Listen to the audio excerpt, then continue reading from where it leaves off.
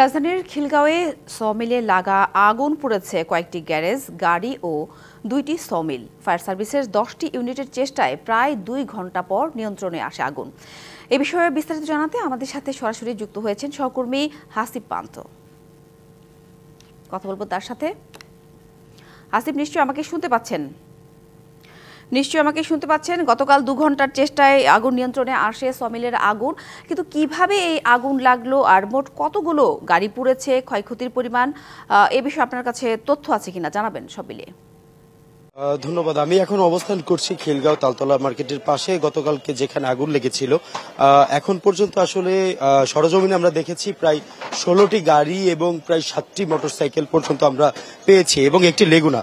সব মিলিয়ে প্রায় 17টি গাড়ি এবং 7টি মোটরসাইকেল এখানে পুড়ে গিয়েছে। এছাড়াও প্রায় 20টি গ্যারেজ ছিল ভেতরে। সেই গ্যারেজে অর্থাৎ ওয়ার্কশপগুলো ছিল, সেই ওয়ার্কশপেও কিন্তু আসলে আগুন লেগেছে। প্রাথমিকভাবে গতকালকে ফায়ার সার্ভিসের প্রথমে 2টি ইউনিট আসে, পরবর্তীতে কিন্তু আরো সেই ইউনিটগুলো বাড়তে একটি পর্যায়ে প্রায় 10টি ইউনিট এসে প্রায় 2.5 ঘন্টার চেষ্টায় আগুন নিয়ন্ত্রণে আনতে সক্ষম হয়। একনল হ্যান্ড ওয়াশ 100% প্যারাবেন ফ্রি, তাই নিরাপদ হাতের জন্য আস্থা রাখুন একনলে। একটি পর্যায়ে যে স্থানীয় যারা ছিলেন, এলাকাবাসী যারা ছিলেন, এছাড়াও এই আশেপাশে যে সকল লোকেরা ছিলেন, সকলের প্রচেষ্টায় কিন্তু আগুন নিয়ন্ত্রণে আনে। তবে হতাহতের কোনো খবর জানা যায়নি, কেননা গতকালকে আসলে এই মার্কেটের যে সকল মানুষেরা ছিলেন তারা কেউই কিন্তু এখানে ছিলেন না, যে কারণে আসলে কোনো হতাহত হয়নি।